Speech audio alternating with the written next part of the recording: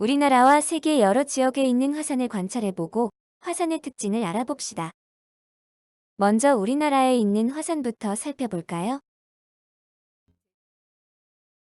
섬 전체가 화산 활동으로 생긴 제주도. 제주도 중심에 있는 한라산입니다.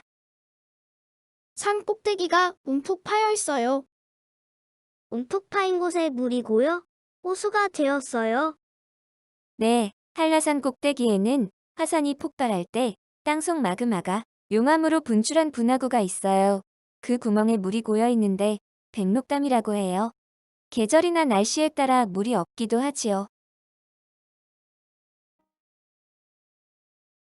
이곳은 북한과 중국의 경계에 있는 백두산입니다. 백두산의 꼭대기에도 분화구가 있어요. 그리고 물이 고여 호수를 이뤘어요. 네, 백두산 정상에는 천지라는 화산 호수가 있습니다. 이곳은 울릉도와 독도네요. 울릉도와 독도도 화산 활동으로 생긴 섬인가요? 네, 맞아요. 울릉도와 독도도 화산 활동으로 생긴 섬들이랍니다. 울릉도는 바다 한가운데 종 모양으로 솟아오른 화산섬이에요. 울릉도의 성인봉에는 분화구가 무너져 생긴 평평한 땅이 있는데 나리분지라고 합니다. 다음은 세계 여러 지역에 있는 화산을 살펴볼까요? 인도네시아 수마트라 섬에 있는 시나붕산입니다. 산이 뾰족한 곡갈 모양이네요. 지금도 분화구에서 연기가 피어오르는 것을 보니 활동 중인 화산인가 봐요. 네, 인도네시아에는 시나붕 화산처럼 지금도 계속 활동 중인 화산을 볼 수 있답니다. 이곳은 미국의 세계적 휴양지 하와이입니다. 하와이도 화산 활동에 의해 생긴 섬이랍니다. 하와이의 킬라우에어 산을 관찰해 볼까요? 산 모양이 완만하네요. 아, 여러 개의 분화구에서 용암이 뿜어져 나오고 있어요. 흘러나온 용암이 굳어가는 게 보여요. 네, 킬라우에어 산은 세계에서 활동이 가장 활발한 화산 중 하나예요. 그래서 지금도 섬의 넓이가 조금씩 넓어지고 있답니다.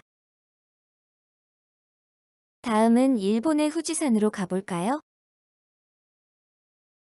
후지산은 높이가 높고 뾰족하네요.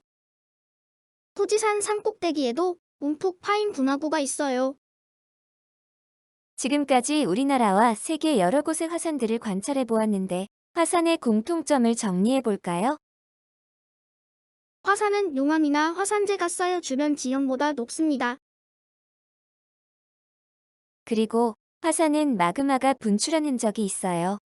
대부분 산꼭대기가 움푹 파인 분화구가 있어요. 그리고 그 분화구에 물이 고여 화산 호수를 이루는 곳도 있었어요. 여러 화산을 관찰해보니 화산의 경사나 높이는 다릅니다. 그리고 생김새가 다양하다는 차이점이 있어요. 네, 참 잘 관찰하였네요. 마지막으로 오늘 알게 된 화산에 대해 정리해 봅시다. 화산은 땅속의 마그마가 분출하여 생긴 지형입니다. 화산에는 마그마가 분출한 분화구가 있으며 물이 고여 있기도 합니다. 화산이 아닌 산은 마그마가 분출하지 않았습니다. 화산이 아닌 산에는 분화구가 없습니다.